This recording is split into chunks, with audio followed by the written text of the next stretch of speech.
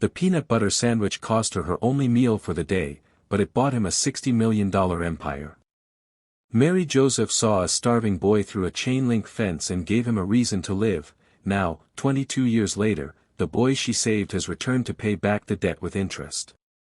David Solomon's day began at 5:30 a.m. in a Chicago sky palace that hovered high above the clouds. Through floor-to-ceiling glass, the city skyline looked like a jagged crown of lights. He didn't look out at the view. He never did.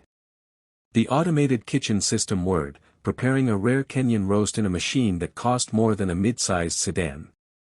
He let the coffee go cold in the porcelain cup.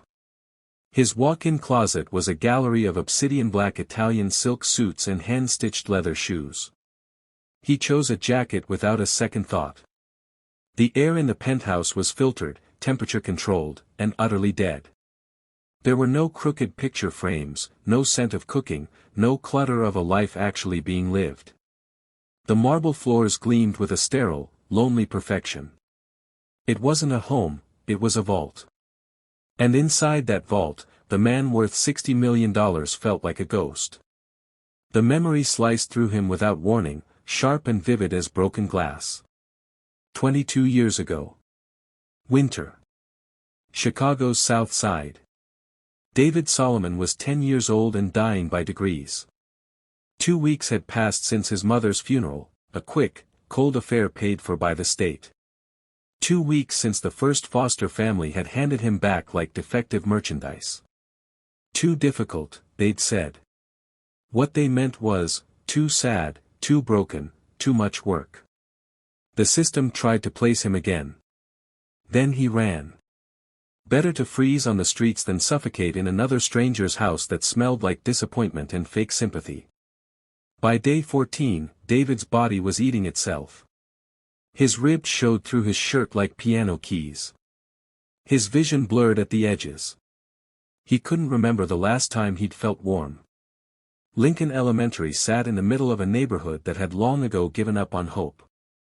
But at lunch, the schoolyard came alive, kids shrieking, laughing, trading snacks, playing games that had rules David had forgotten. He found a spot outside the chain-link fence and sat in the snow-dusted dirt. Close enough to hear their voices. Far enough that no one could chase him away. The smells were torture. Peanut butter. Fresh bread. Oranges. His stomach cramped so hard he had to curl forward, arms wrapped tight around his middle. A teacher noticed him on the third day. A tall woman with a tight bun and a whistle around her neck. She marched over, her breath clouding in the frigid air. "You can't be here. You're scaring the students." David tried to stand. His legs buckled. The world tilted sideways. The teacher's face shifted, disgust, then pity, then carefully practiced indifference. "I'm calling someone." She didn't. David sat there every day after that, a ghost pressed against the fence. Kids pointed. Whispered. A few threw things, crumpled napkins, apple cores. Most just pretended he didn't exist. He learned to make himself smaller. Quieter. If he didn't move, didn't make noise, maybe they'd let him stay. Maybe he could just sit here until he stopped feeling cold. Stopped feeling anything. Through the diamond-shaped gaps in the metal, he watched a world he no longer belonged to. Watched kids complain about cafeteria food he would have killed for. Watched them waste half their lunches, toss perfectly good sandwiches into trash bins. He didn't hate them for it. He envied them. They didn't know how lucky they were to be on the right side of the fence. David pulled his thin jacket tighter, a useless gesture against the Chicago wind. His fingers were gray. His lips had stopped bleeding only because they'd gone numb. He was disappearing. He could feel it. One more week, maybe 2, and he'd be gone entirely. That's when he saw her. A girl with neat cornrows and a bright purple coat, standing on the other side of the fence, staring directly at him. Not through him. At him. Like he was real. Mary Joseph was 9 years old, and she'd been watching the boy for 3 days. Her friends hadn't noticed him. Or maybe they had and just didn't care. Either way, they were busy with their games, their gossip, their world that felt safe and whole. But Mary couldn't stop looking at him. He sat so still against the fence, folded in on himself like a piece of paper someone had crumpled and thrown away. His eyes were hollow. His skin had a gray tint that made her chest hurt. On the 3rd day, her friend Jasmine caught her staring. "That's the creepy kid," Jasmine said, wrinkling her nose. "He's been out there forever. Mrs. Patterson tried to make him leave, but he keeps coming back." "He doesn't look creepy," Mary said quietly. "He looks hungry." "Not our problem." Jasmine grabbed her arm. "Come on, let's go play." But Mary didn't move. She looked down at her lunchbox. Inside, 1 peanut butter and jelly sandwich, an apple, a small bag of pretzels, and a juice box. It was all she'd get until dinner. Her family didn't have money for extras. Her grandmother's voice echoed in her mind, steady and certain, "Baby, we may not have much, but we always share what we got." Mary took a breath and walked toward the fence.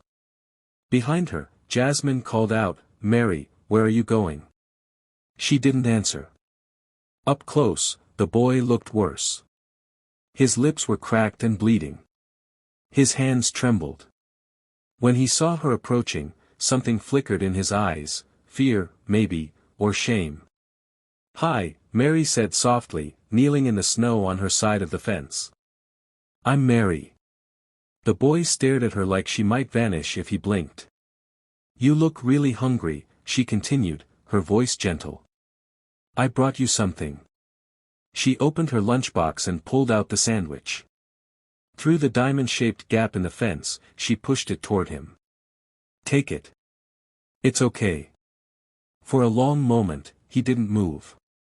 Then his shaking hand reached out and grabbed the sandwich like it might disappear. He ate it in 4 desperate bites, tears streaming down his face. Not sad tears, something else. Relief, maybe. Or disbelief that someone had finally seen him. Mary passed through the apple. The juice box. The pretzels. Everything. She watched him eat, her own stomach already starting to ache with emptiness. Dinner was 6 hours away. But he needed it more. When he finished, he looked up at her with red-rimmed eyes. "Thank you." His voice came out broken, barely a whisper. "What's your name?" Mary asked. "David." "Are you okay, David?" He shook his head slowly. "Honestly."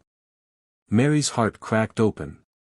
She glanced back at the playground, then at him. "I'll bring you lunch tomorrow, too." David's eyes went wide. You will." "I promise." The bell rang, shrill and insistent. Mary had to go. But she looked back 3 times as she walked away. And David sat there, clutching the empty juice box, watching her disappear into a world of warmth and light, a world that, for the first time in 2 weeks, felt like it might have room for him after all. Mary kept her promise. The next day, she came back with another sandwich. The day after that, too. And the day after that. By the end of the first week, her grandmother noticed. Mary stood at the kitchen counter that Saturday morning, packing 2 lunches instead of 1. She moved quietly, hoping no one would ask questions. Her grandmother walked in, still in her bathrobe, and watched for a long moment. "Baby," she said finally, her voice soft. "Why you packing too?" Mary froze. Then, slowly, she turned around. "There's a boy at school. Outside the fence. He's really hungry, Grandma." Her grandmother studied her face. "So you've been giving him your lunch?" Mary nodded, bracing for a lecture about how they barely had enough for themselves. Instead, her grandmother walked over and put more food in the lunchbox. An extra sandwich. 2 apples. A handful of cookies wrapped in wax paper. You got a good heart, baby, she said quietly. Just like your mama. Mary's eyes filled with tears. We don't have extra, though. I know we don't. We'll make it work. And they did. Mary's father picked up weekend shifts at the warehouse. Her mother took on extra cleaning jobs. The family ate smaller portions so Mary could feed David more. Nobody complained. Nobody asked her to stop. Then December came, and with it, the cold that bit through skin and settled in bones. One afternoon, Mary arrived at the fence and saw David shivering so violently his teeth clattered. His lips were blue. He wore the same thin jacket he'd had for weeks, no hat, no gloves, no scarf. He was dying right in front of her. Mary ran home without a word. She burst through the door, breathless. Her father sat at the kitchen table, reading the newspaper. Daddy, I need your coat. And your gloves. Please. He looked up, confused. What? The boy I've been feeding, he's freezing. He doesn't have anything warm. Her father set down the paper. Mary, that's my only winter coat. I know. Her voice cracked. But he's going to die out there. Her parents exchanged a look. A long, heavy conversation passed between them without words. Her father stood, walked to the closet, and pulled out his thick work coat. Her mother added a scarf, a wool hat, and a blanket from Mary's own bed. Take it, her father said simply. Mary ran back to the fence, arms full. She shoved everything through the wire. Put these on. Right now. David stared at the pile like it was a hallucination. Where did you? Don't ask. Just put them on before you freeze. He did, slowly, his hands clumsy with cold. When the coat settled around his shoulders, something in his face changed. Like he remembered what warmth felt like. Thank you, he whispered. Mary just nodded, already shivering in her thin sweater. She'd lied earlier. She didn't have another coat. But as she walked back across the playground, she decided that was okay. David needed it more. 6 months passed like that. Every school day, Mary brought lunch. Every school day, David waited by the fence. They talked through the wire. About everything and nothing. Mary told him about her classes, the books she was reading, her dreams of becoming a teacher someday. David listened like her words were food for a different kind of hunger. He asked questions, good questions that made Mary think. About why people were kind or cruel. About what made a life worth living. About whether someone like him could ever be more than invisible. You're not invisible, Mary always said. I see you. And for the first time in his life, David believed someone did. But winter doesn't last forever, and neither do secrets. On a gray March afternoon, a social worker finally found him. A woman with a clipboard and tired eyes, flanked by a police officer who looked uncomfortable with the whole situation. David saw them coming and knew immediately what it meant. Mary was already at the fence, lunchbox in hand. She saw them too. No, she whispered. No, no, no. The social worker knelt beside David. Sweetheart, we're going to get you somewhere safe. Somewhere warm. I don't want to go. I know. But you can't stay out here. David looked at Mary through the fence. Her face was crumpling, tears already streaming. Can I say goodbye? The social worker hesitated, then nodded. David stumbled to the fence on legs that had learned to walk again because of Mary's sandwiches. She pressed her hands against the wire, and he pressed his against hers, metal between their palms. I don't want you to go, Mary sobbed. I don't want to go either. What if I never see you again? David's jaw tightened. Something fierce and desperate blazed in his chest, a feeling he hadn't known he was capable of anymore. I'll come back, he said, his voice suddenly clear and strong. When I'm older. When I'm rich, I'll come back and find you, and I'll marry you. Mary laughed through her tears. We're 10 years old. I don't care. I mean it. She reached up and pulled the red ribbon from her hair, the one she wore every single day. With shaking hands, she untied it and carefully tore it in half. She pushed one piece through the fence. Keep this, she said. So you remember. David clutched it like a lifeline. I'll never forget. Not you. Not this. Not what you did for me. Promise?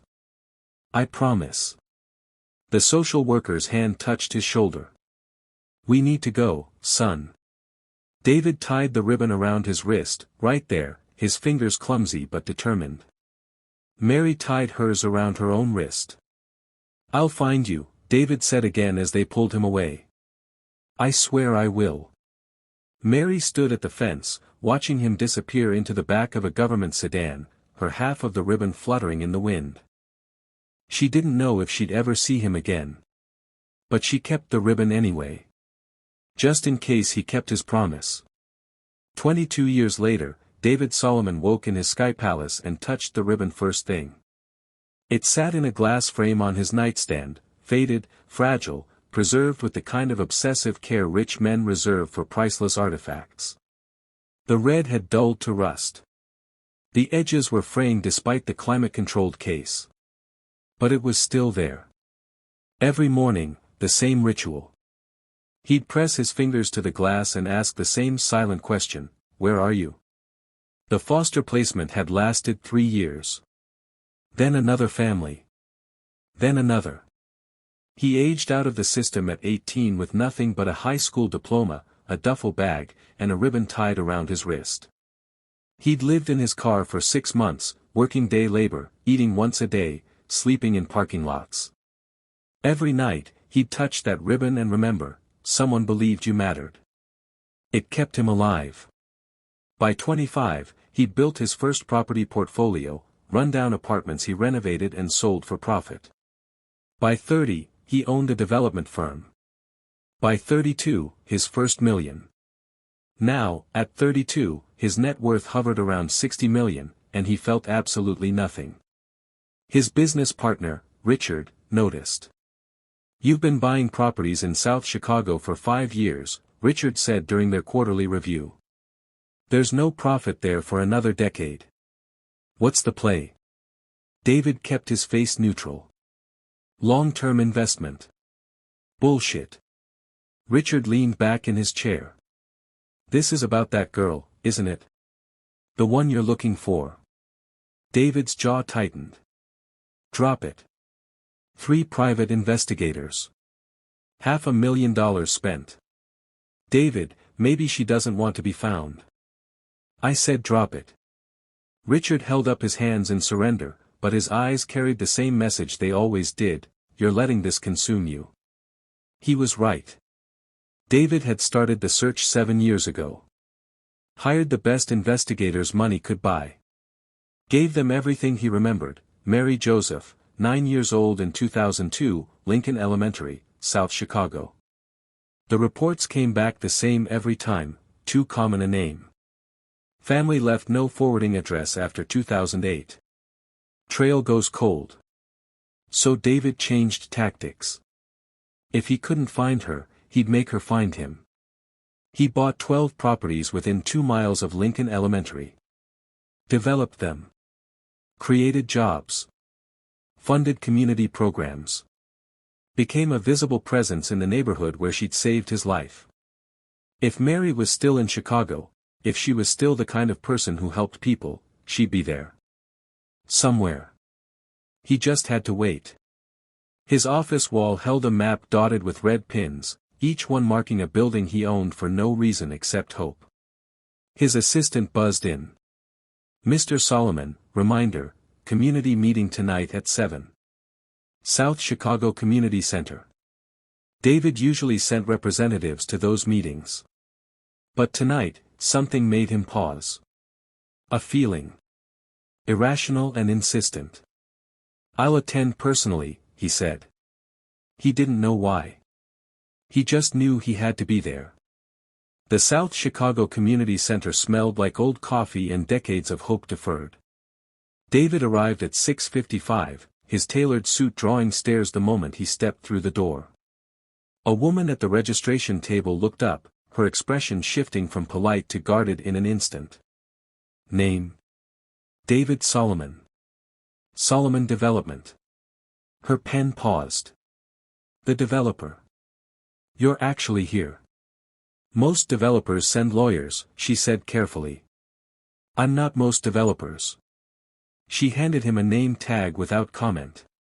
The room held about 50 people, families, elders, young activists with fire in their eyes. Folding chairs arranged in tight rows. Whispers rippled when David walked in. That's him. The millionaire. Probably here to bulldoze everything. He found a seat in the back and waited. Dorothy Carter, a woman in her 60s with reading glasses on a chain, stood at the front. Welcome, everyone.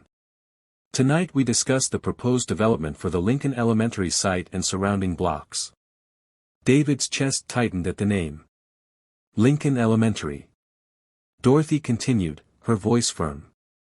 Mr. Solomon wants to build mixed-income housing and renovate this community center. We've heard promises before, so tonight we ask real questions. Hard questions. Murmurs of agreement. Mr. Solomon, you're up. David stood, felt 50 pairs of eyes track him to the front. He opened his presentation on the projection screen, architectural renderings, green spaces, gleaming buildings. I grew up not far from here, he began. I know what broken promises look like. That got their attention. I'm proposing affordable housing, not luxury condos. 60% of units reserved for current residents at current rent rates. Surprised murmurs. The community center gets fully renovated. New heating, new roof, expanded services. All funded by my company. We'll create a job training program, hire locally, invest in this neighborhood's people.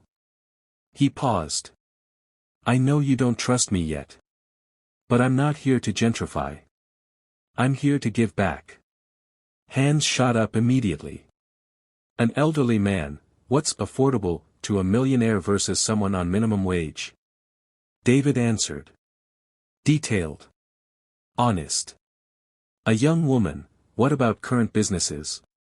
Lease protections and relocation assistance. Then a voice from the middle, clear and sharp, how do we know you'll keep these promises? Developers always push us out. David turned toward the voice and froze. A black woman, early 30s, professional attire, natural hair framing a face that made his heart stop. Her voice. Something about her voice. I grew up in this neighborhood, she continued, standing with a notepad. I've seen promises broken. I'm a social worker at this center. I see homeless youth, foster kids every day. Your buildings mean nothing if our most vulnerable get displaced. Their eyes met. 22 years collapsed into a single moment. David gripped the table to steady himself. You're right to be skeptical, he managed. May I ask your name? Mary Joseph. The room tilted. Mary Joseph. After 5 years of searching, she was here. Standing 15 feet away. Alive. And she didn't recognize him at all. David couldn't breathe. Mary Joseph stood there, notepad in hand, waiting for an answer to a question he'd already forgotten. Dorothy's voice cut through the fog. Mr. Solomon. Are you all right? He blinked. Found his voice.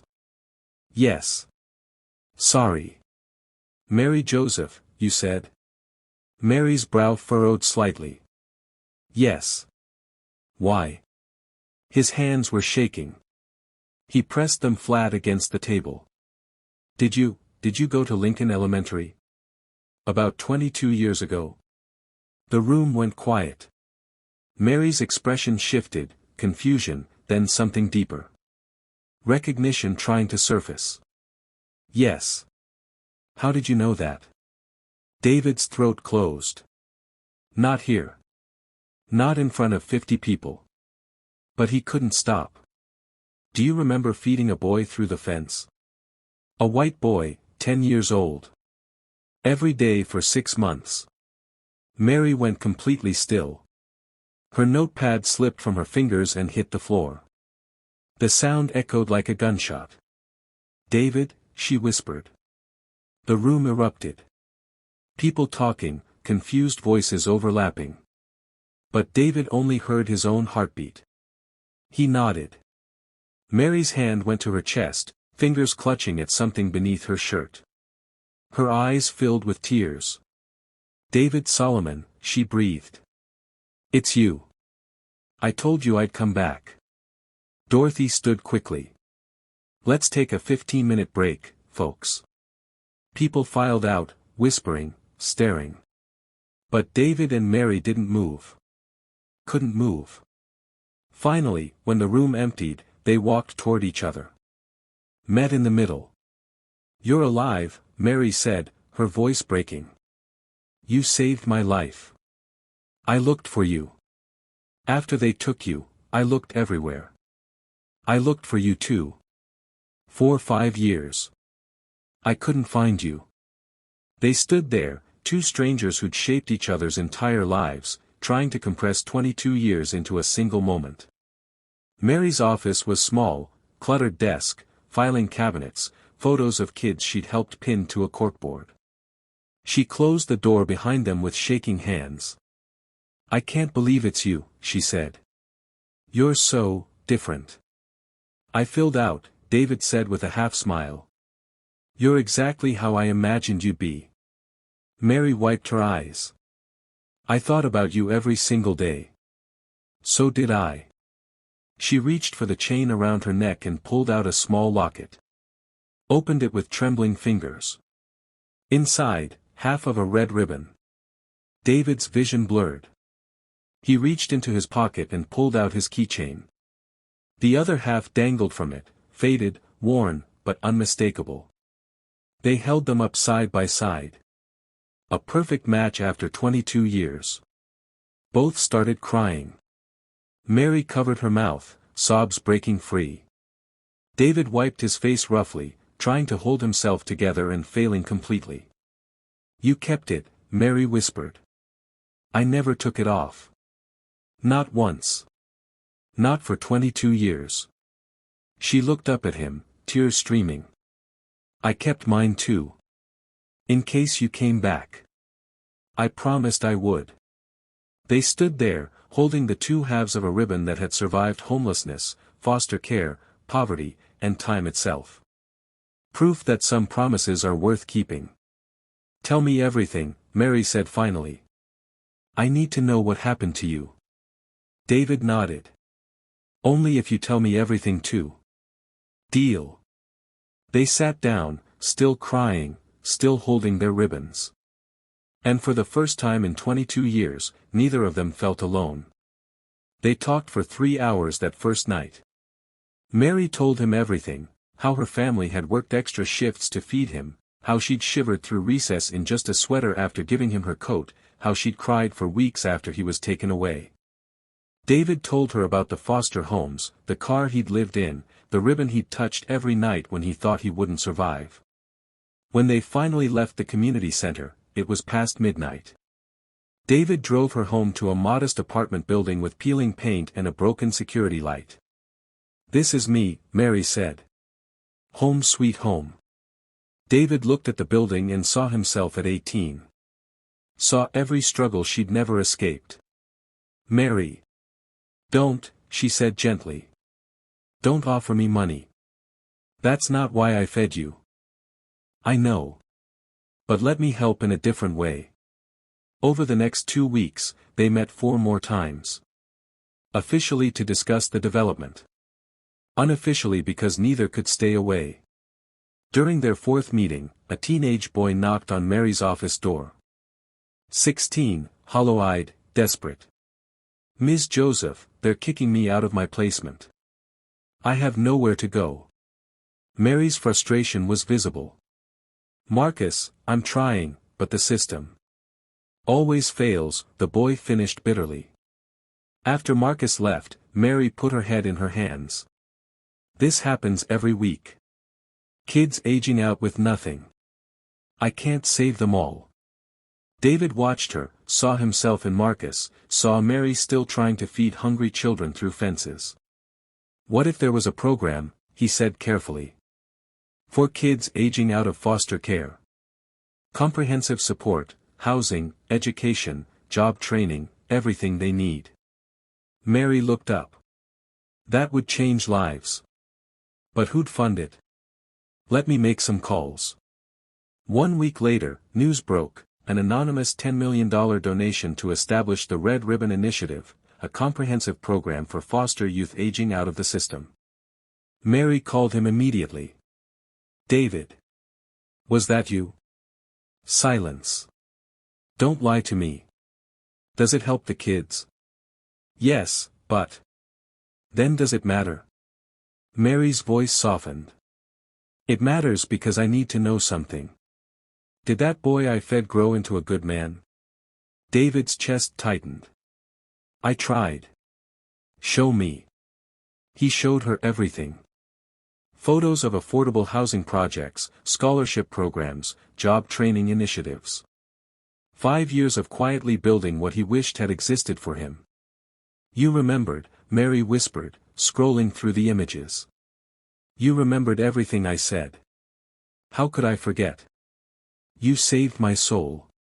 Mary looked up, tears forming. This is what I needed to know. Not your bank account. That you became someone who cares. Does that make you proud? So proud I could burst. David leaned forward. The Red Ribbon Initiative needs a director. Someone who understands these kids. Someone they'll trust. Mary's breath caught. I want you to run it, Mary. Full salary, full staff, full control. Build the program the way you think it should be. David, I don't have experience. You have something better. You have heart. You see people others ignore. Mary stared at the offer in front of her. A chance to save hundreds of kids. Just like she'd once saved him. Yes, she said finally. Let's save some kids. 1 year later, they stood at the fence where it all began. Lincoln Elementary had been preserved as part of the development, renovated, expanded, but the chain-link fence remained exactly as it was. A plaque now marked the spot, where kindness began. Red ribbons decorated everything. Tied to the fence, woven through flower arrangements, fluttering from trees in the warm June breeze. 100 guests filled white chairs on the playground. Former foster youth from the Red Ribbon Initiative sat in the front rows, Marcus in a new suit, Jasmine with her college acceptance letter tucked in her purse, Tyler holding a certificate from his business program. Mary's grandmother sat in the place of honor, dabbing her eyes with a handkerchief. Mary walked down the makeshift aisle in a simple white dress, her father at her side, the same father who'd given his only winter coat to a dying boy 23 years ago. David stood at the altar, crying before she even reached him. When their hands joined, he whispered, I kept my promise. You did, Mary whispered back. You really did. The officiant smiled.